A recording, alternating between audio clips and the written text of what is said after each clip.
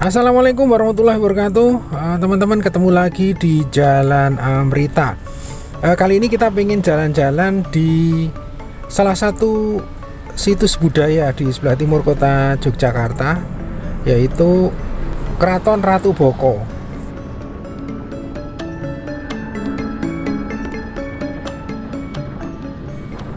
Teman-teman, jarak antara kota Jogja dan Candi Boko atau Keraton Ratu Boko sekitar 18 km dan akan ditempuh dalam waktu sekitar 34 menit ya dari kota Jogja. Dan saat ini waktu menunjukkan pukul 14 atau jam 2 siang dengan kondisi berawan ya teman-teman.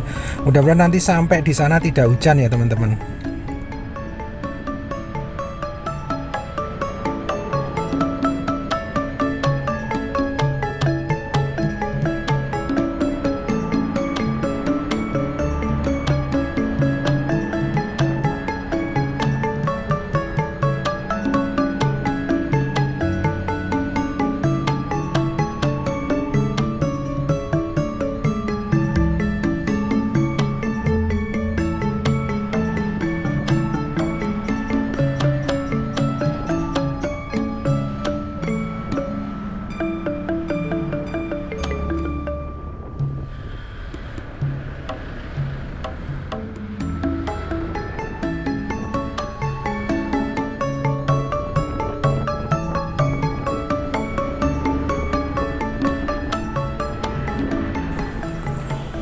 Teman-teman, kita lihat di sebelah kiri kita ada Puro Pakualaman.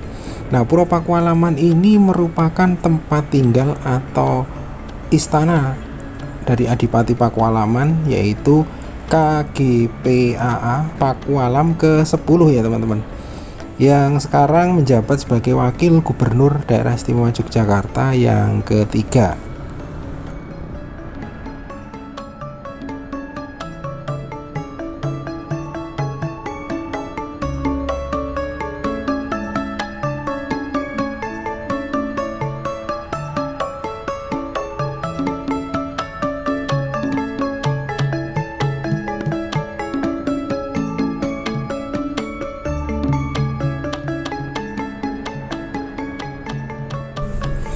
Di sebelah kanan kita ada yang namanya kebun binatang Gembira Loka atau Gembira Loka Zoo. Nah, kebun binatang ini sudah cukup tua ya teman-teman, karena berdiri tahun 1956 dengan luas 22 hektar dan koleksi satwa juga cukup lengkap ya. Jadi bisa dijadikan sebagai tempat alternatif terbaik untuk wisata keluarga.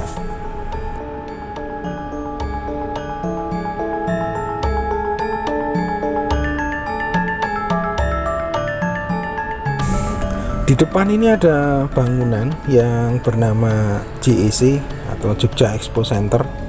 Merupakan salah satu bangunan yang cukup ikonik ya di Jogja, karena sering menyelenggarakan acara-acara atau kegiatan-kegiatan yang cukup besar ya, seperti pameran, kemudian konferensi internasional, kemudian ada juga wisuda, mungkin dipakai juga untuk pernikahan ya teman-teman.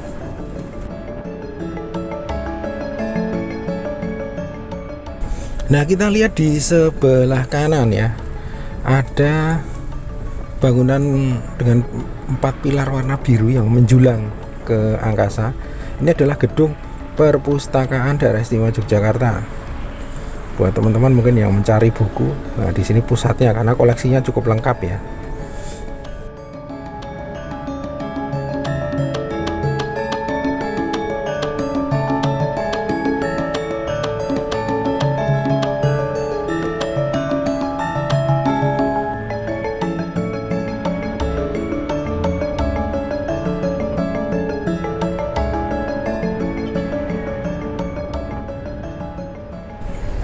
Saat ini kita sudah berada di atas jembatan layang Janti ya. Kita selanjutnya akan berbelok ke kanan ke arah timur, melewati jalan Jogja Solo, kemudian menuju ke arah Prambanan.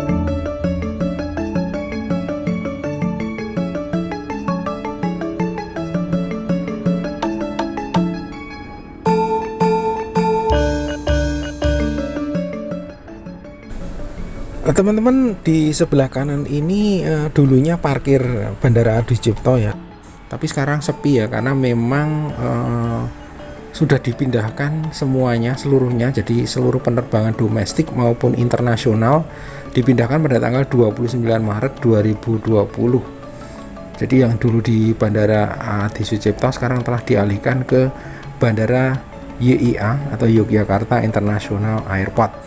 Nah, sedangkan yang di sini, yang di Adi Sucipto itu masih ada tapi melayani pesawat propelling ya, atau pesawat baling-baling saja ya teman-teman ya. Saat ini kita berada di daerah Kalasan.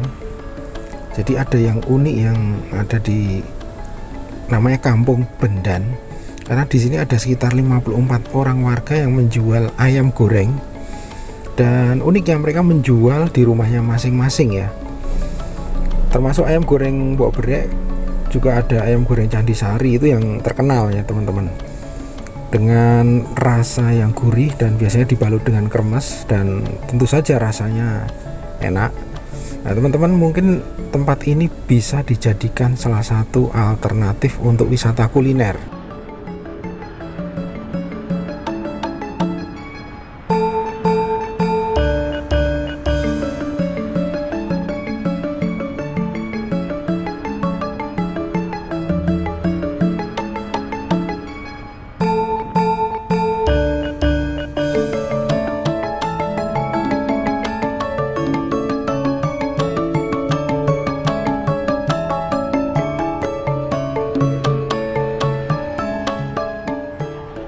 Saat ini kita sudah sampai di daerah Prambanan.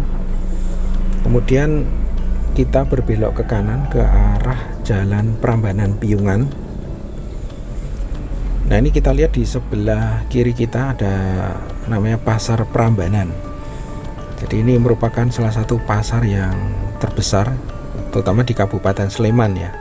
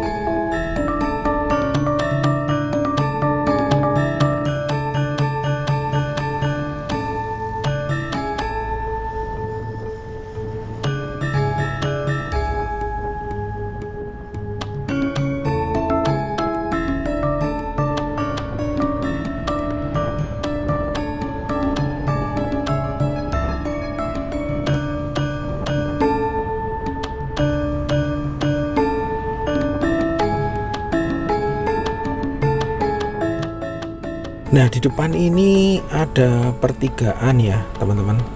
Kita belok ke kiri ke arah Jalan Ratu Boko, dan selanjutnya kita ke arah timur, dan kemudian kita ikuti nanti ada petunjuk-petunjuk ke arah kompleks Keraton Ratu Boko.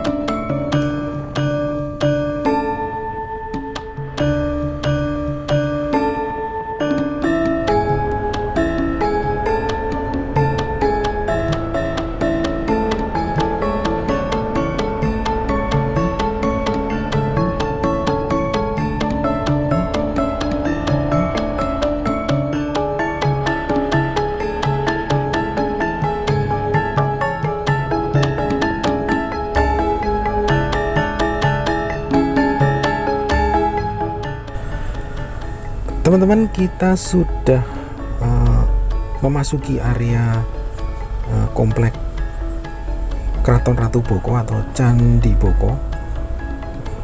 Kita akan terus ke tempat parkiran.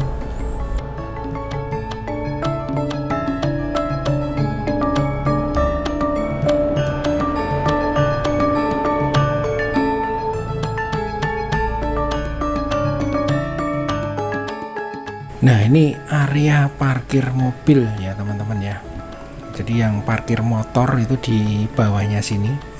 Dan kalau kita lihat di sini cukup lumayan space-nya ya, cukup tersedia, cukup lumayan ya untuk parkir mobil ya. Meskipun mungkin tempatnya berundak-undak ya teman-teman ya.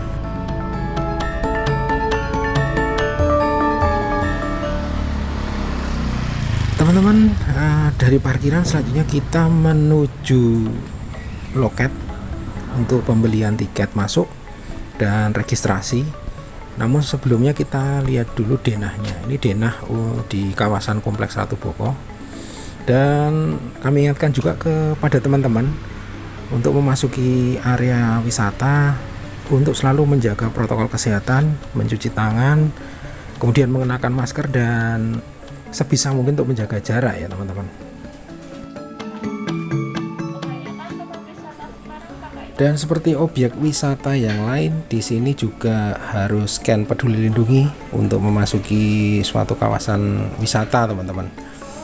Nah, dan kita mesti ada satu syarat lagi, yaitu vaksin. Jadi buat teman-teman yang belum vaksin, menurut saya nanti akan sulit dan mungkin tidak bisa masuk ke kawasan tempat wisata ini. Oh, okay. Oh, gitu.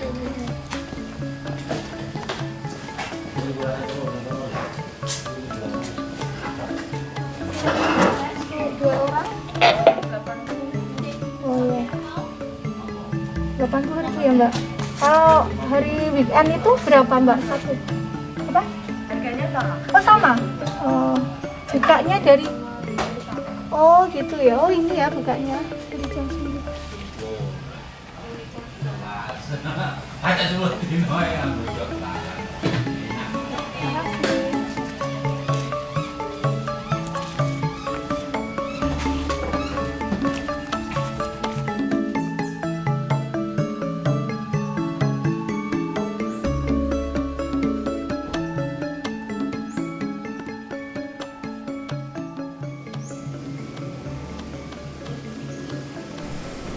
Nah, teman-teman, saat kita memasuki lokasi ini, kita lihat di sini begitu rapi, begitu tertata, dan menurut saya pengelolaannya sangat baik ya. Fasilitas seperti toilet yang bersih, kemudian ada tempat view atau tempat memandang dari atas bukit, dan kita bisa melihat sunset atau kita bisa melihat pemandangan. Contohnya pemandangan Candi Prambanan yang di samping restoran. Ya, menurut saya itu merupakan fasilitas yang cukup menarik ya.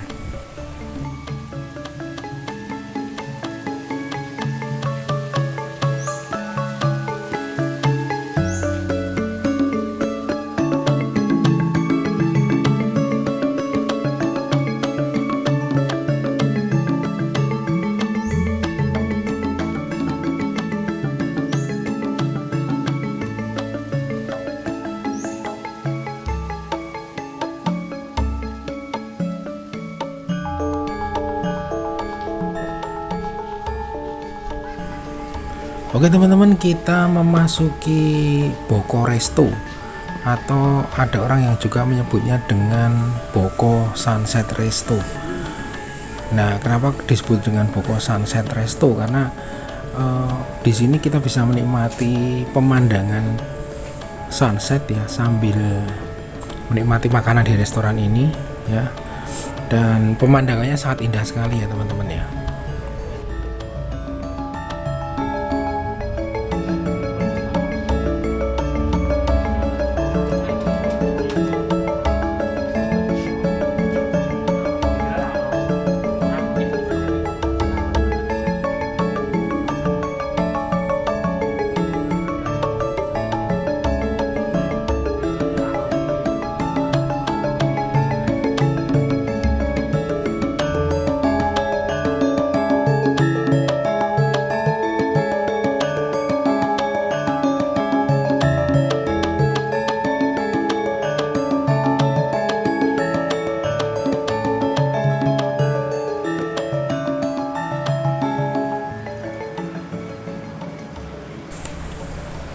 Teman-teman, kalau kita lihat di kejauhan, ini ada Candi Prambanan.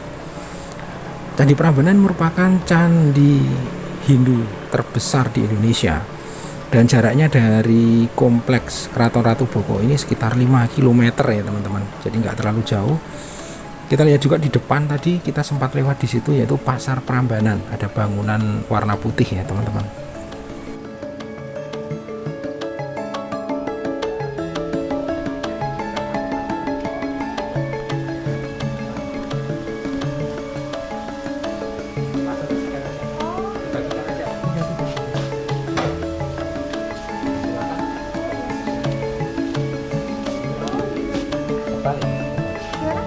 Oh, ininya ya.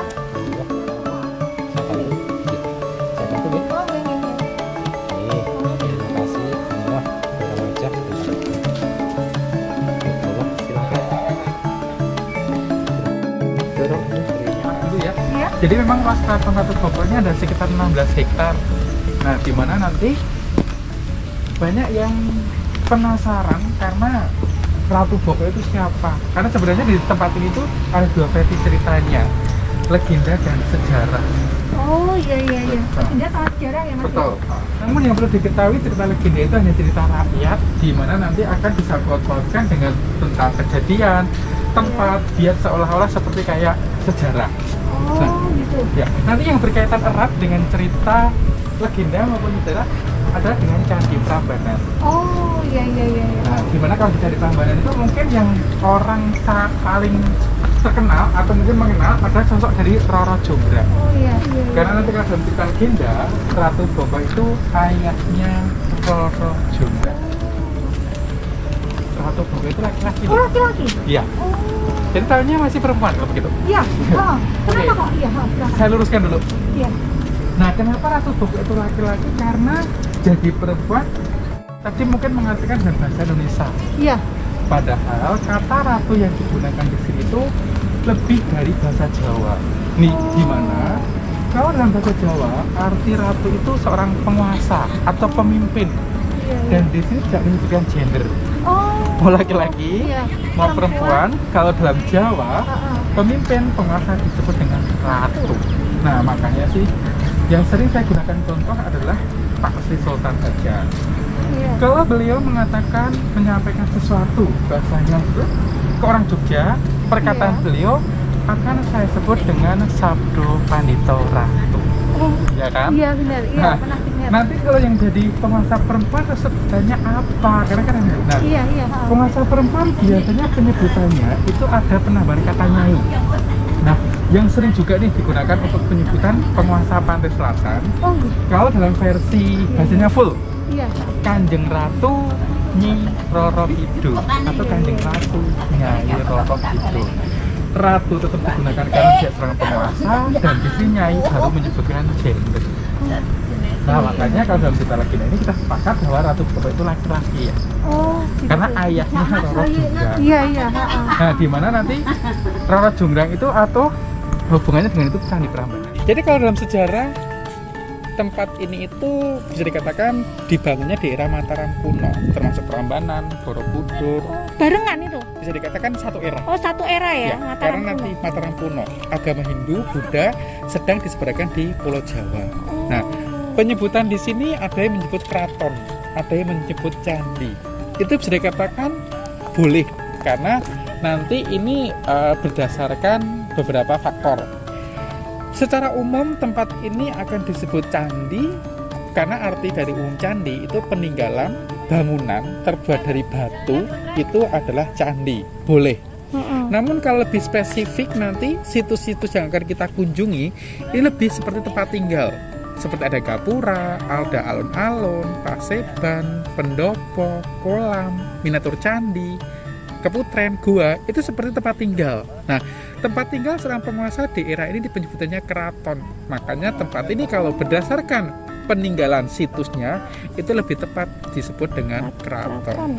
Namun selain keraton, nanti kalau kita cerita sejarah prasasti. Nah, kalau berdasarkan prasasti, tempat ini disebutnya dengan wihara Buddha dulu. Nah, jadi memang nanti Ada dua prasasti yang digunakan sebagai pedoman acuan cerita di sini.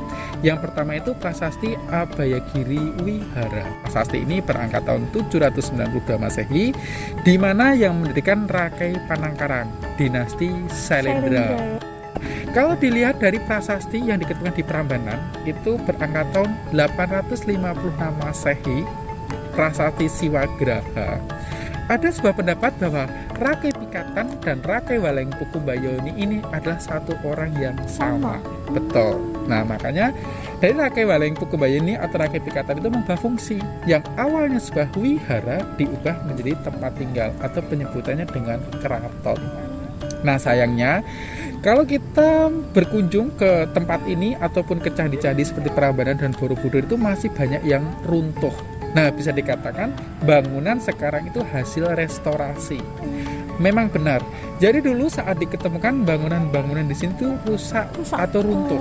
Nah, rusak dan runtuhnya ini ada sebuah informasi dari prasasti Dekalkuta di mana menyebutkan Pulau Jawa tahun 1006 terjadi sebuah bencana. Gunung berapi meletus, gempa bumi, banjir, ada yang bilang tsunami. Nah, menjadikan bangunan-bangunan rusak dan runtuh, termasuk Prambanan, Borobudur, Ratu Boko ataupun intinya di Pulau Jawa. Penyebutannya Maha Pralaya, di mana Pralaya itu bencana, Maha itu besar. Nah, ada ekspedisi orang Belanda, Raffles, itu mencari reruntuhan era Mataram kuno. Nah, kalau dari ketiga tempat yang tadi saya sebutkan, Prambanan, Borobudur, dan Ratu Boko, itu diketemukan pertama kali Prambanan dulu. 1733 Diketemukan ya? Betul, dalam arti diketemukan itu dilakukan pencatatan, dilakukan penelitian. Nah, untuk Ratu Boko itu 1790, Borobudur nanti baru di 1814. Terbaru Borobudur. Betul. Nah, 1915 Van den Bosch melakukan penelitian detail ke Keraton Ratu Boko. Nah, mereka mengindikasikan bahwa ternyata ini adalah reruntuhan keraton. Makanya dulu awal penyebutan di sini adalah Keraton Van Ratu Boko. Namun dipersingkat atau mungkin lebih mudahnya disebut dengan Keraton Ratu Boko. Di mana banyak orang yang bertanya, ini tadi penguasanya yang mendirikan Rakai Pikatan atau Rakai Waleng Pukumbayoni. Kenapa kok malah diberi nama Ratu Boko? Nah, jadi untuk memberi nama sebuah situs atau yang baru diketemukan bahasanya itu nanti BPCB salah satunya Balai Pelestarian Cagar Budaya akan berpedoman 3 hal. Pertama, itu dengan pedoman nama prasasti atau nama yang sudah disebut dalam sebuah prasasti. Nah, contohnya dengan Candi Kalasan. Itu nanti prasasti Kalasan. Prambanan itu kalau namanya berdasarkan prasasti akan bernama Candi Siwagraha.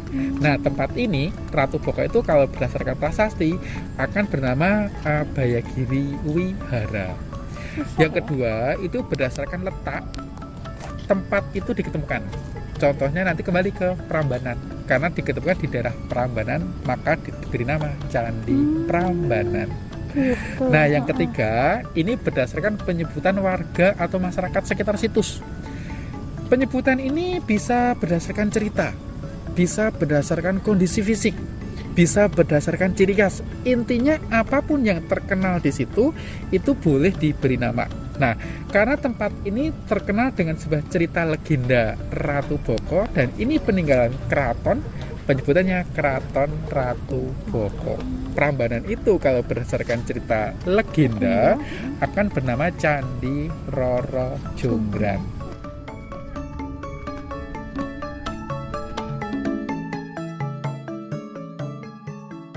Nenek moyang kita itu dari ahli sejarah, ahli membuat cerita, membangun bangunan candi, membangun bangunan apapun. Karena bangunan-bangunan apapun yang agama apapun yang setelah masuk ke tempat kita itu tidak murni pure dari aslinya. Dari aslinya.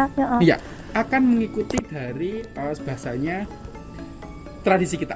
Makanya kan kalau apapun agama yang masuk ke kita, penyebutannya biasanya sudah menjadi Hindu Kejawen, Buddha Kejawen, sampai Islam pun Islam Kejawen. Karena memang sebelum mereka masuk kita sudah mempunyai Kejawen tadi. Nah, bisa dikatakan kita ini baru masuk situs yang pertama, Gapura. di mana bahan batu yang digunakan nanti ada 2 jenis. Gapura ini contohnya adalah batu andesit. Dimana kalau batu andesit itu dipastikan berasal dari gunung berapi. Nah, paling dekat dari sini tuh Gunung Merapi, 30 km dari sini.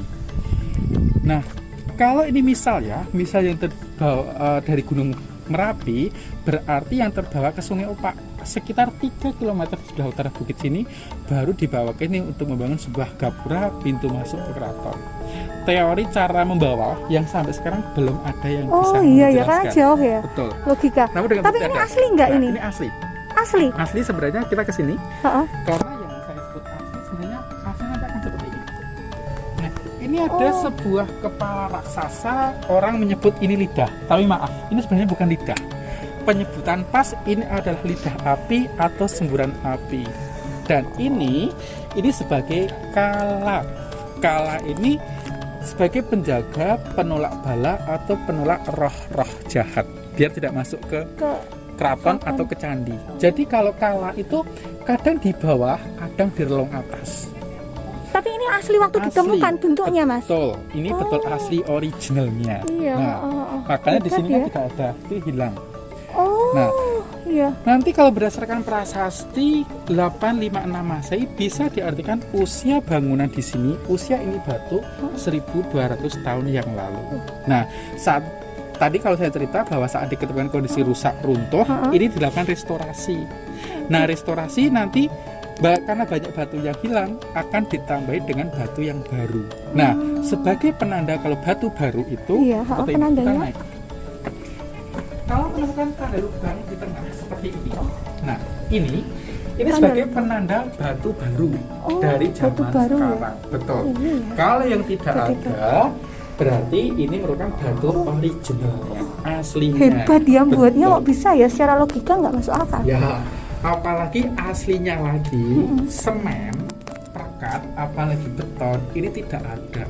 Jadi nenek moyang kita atau dulu pembuat candi ini menggunakan sistem batu pengait, batu pengunci, kayak dicengkram, ada linggazoni, pasaknya itu ada yang berbentuk bulat, ada yang berbentuk silinder, ada yang berbentuk kotak. Nanti itu tergantung posisi dan besar kecilnya batu. Nah, mungkin karena teknik itu belum bisa ditiru pas waktu melakukan restorasi gapura ini. Jadi informasi gapura 1 dan 2 ini sekitar 4 tahun, 1950 sampai 1954 mendapatkan 2 gapura ini. Nah, pembetonan ini, penyemanan ini sekarang sudah tidak diperkenan lagi. Dikarenakan salah satu faktornya nanti bila terjadi gempa atau bisa dikatakan guncangan rusak, itu akan merusakkan batu yang aslinya. Makanya kalau pernah ke Prambanan itu nanti ada Candi Apit yang di sebelah utara, puncaknya itu runtuh. Nah, tahun 2006 kemarin. Di sebelah utara atau sebelah kiri dari kita jalan, itu ada candi pembakaran. Pembakaran maksudnya? Nah, di mana dengan nama candi pembakaran itu bukan untuk pembakaran mayat ya, Wah itu tapi pembakaran kayu. Nah, di mana nanti di atas candi pembakaran itu ada sebuah lubang kotak, penyebutannya perigi. Nah, 1943 dilakukan penelitian dari BPCB atau mungkin saat itu masih bernama Purbakala. Nah, memastikan bahwa abu tersebut bukan dari makhluk hidup, bukan dari manusia, bukan dari hewan, dipastikan dari itu kayu.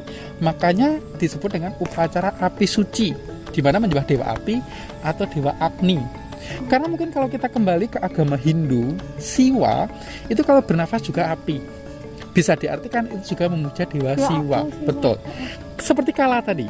Kala itu ada yang bilang perwujudan dari Siwa, ada yang bilang itu anaknya Siwa. Makanya tadi semburannya juga api. Intinya berarti Hindu di sini itu pemuja dewa Siwa. Umpak itu fungsinya sebagai tempat tiang atau pilar. Jadi dipastikan situs yang ada batu umpak berarti ada bangunan di atasnya, kayu. Nah, sayangnya rusak atau mungkin juga lapuk karena usia.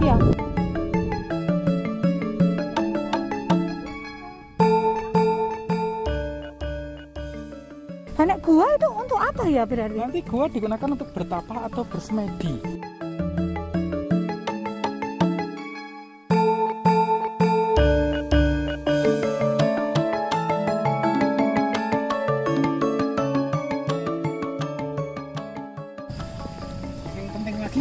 Pendopo. Kita sampai pendopo sebenarnya. Nah, kita masuk ke pendopo. Luas sekali ya. Ya, jadi pendopo inilah yang sebagai intinya atau kan pusatnya keraton di sini karena tempat tinggalnya raja. Dimana tadi kalau dalam prasasti Abayagiri Wihara itu diperkirakan berada di pendopo ini. Makanya pendopo ini peralihan fungsi yang dari wihara dijadikan sebagai tempat tinggal.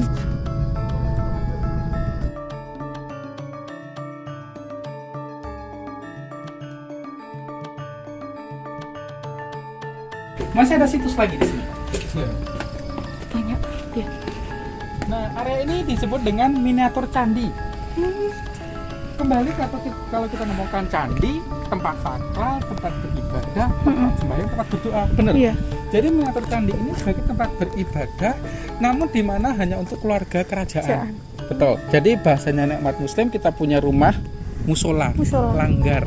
Nanti kalau kita beribadah di lebih besar Masjid Agung, Prambanan atau Borobudur. Di ujung itu yang namanya Keputren, bisa dikatakan paling belakang. Keputren. Betul. Dan posisi di keraton itu paling bawah. Ini juga mungkin mengadopsi dulu mohon maaf juga, wanita itu kan penyebutannya konco wingking, teman belakang. Tempatnya juga paling belakang, posisinya paling rendah karena kembali derajat. Nah, Keputren itu yang bangunan. betul, ada dua itu ya. Ya.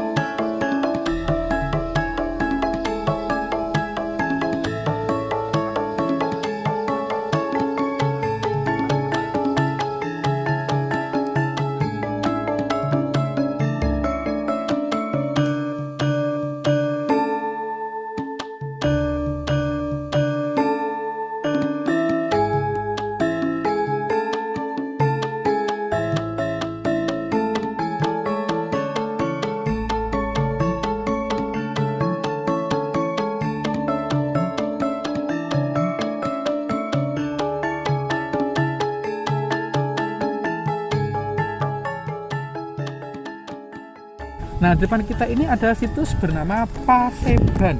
Bila mana raja belum memberi izin bisa akses masuk ke pendopo tadi, menunggu dulu di Paseban. Nah, ini ada Paseban 1 dan Paseban 2.